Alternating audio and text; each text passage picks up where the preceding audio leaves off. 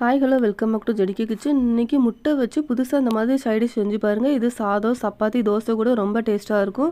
நீங்களும் ட்ரை பண்ணி பார்த்துட்டு உங்களோட ஃபீட்பேக்கை மறக்காமல் ஷேர் பண்ணுங்கள். இந்த ரெசிபி ஈஸியாக செஞ்சிடலாம். இது செய்கிறதுக்கு ஒரு 10 நிமிஷம் போல தான் ஆகும். அதுக்காக நான் ஒரு பேன் எடுத்திருக்கேன். அந்த பேனில் கொஞ்சமாக எண்ணெய் ஊற்றிக்கோங்க. எண்ணெய் நல்லா சூடானதுக்கு அப்புறமா நான் 2 முட்டையை இந்த மாதிரி உடச்சி ஊற்றிக்கிறேன்.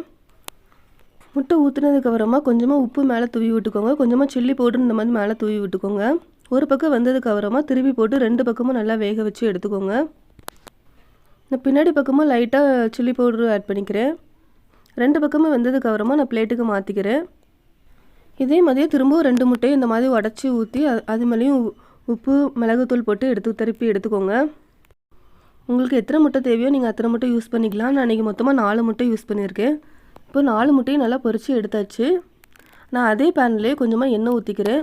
எண்ணெய் நல்லா சுடந்துக்கிறோமா கொஞ்சமாக கடுகு, கொஞ்சமாக சீரகம் ஆட் பண்ணிக்கோங்க. ஒரு காஞ்ச மிளகா, கொஞ்சமாக கருவேப்பிலை ஆட் பண்ணிக்கோங்க.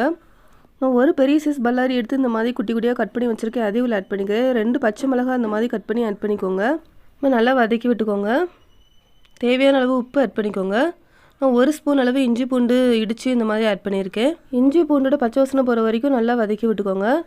நான் பெரிய தக்காளியாக 2 தக்காளி இந்த மாதிரி கட் பண்ணி வச்சுருக்கேன். அதையும் ஆட் பண்ணிக்கிறேன். தக்காளி நல்லா மேஷ் ஆகிற வரைக்கும் நல்லா வதக்கி விட்டுக்கோங்க.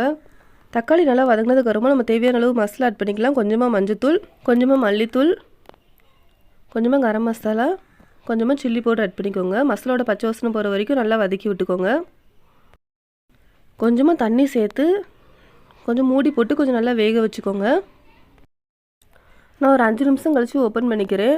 இனிமேல் நம்ம நல்லா மிக்ஸ் பண்ணி விட்டுட்டு இனிமேல் நம்ம பொரிச்சு வச்சுருக்க முட்டையும் இந்த மாதிரி மேலே ஆட் பண்ணிக்கோங்க. நான் எல்லா முட்டையும் ஆட் பண்ணிவிட்டு இந்த மாதிரி கொஞ்சமாக கொத்தமல்லி தழை இந்த மாதிரி கட் பண்ணி ஆட் பண்ணியிருக்கேன். மூடி போட்டு ஒரு 3 நிமிஷம் மட்டும் கொஞ்சம் நல்லா வேக வச்சுக்கோங்க. ஒரு 2 நிமிஷம் கழித்து சாதம் கூட நல்லா சூடான சாதத்து கூட இல்லை சப்பாத்தி கூட வச்சு சாப்பிட்றப்போ அவ்வளோ டேஸ்ட்டாக இருக்கும். நீங்களும் ஒரு தடவை அந்த தக்காளி முட்டை மசாலா ட்ரை பண்ணி பாருங்கள். ட்ரை பண்ணி பார்த்துட்டு உங்களோட ஃபீட்பேக்கை மறக்காமல் எனக்கு ஷேர் பண்ணுங்கள். இந்த ரெசிபி பிடிச்சிருந்தால் லைக் பண்ணுங்கள். மறக்காமல் என்னோட சேனல் சப்ஸ்கிரைப் பண்ணிக்கோங்க. Thank you friends.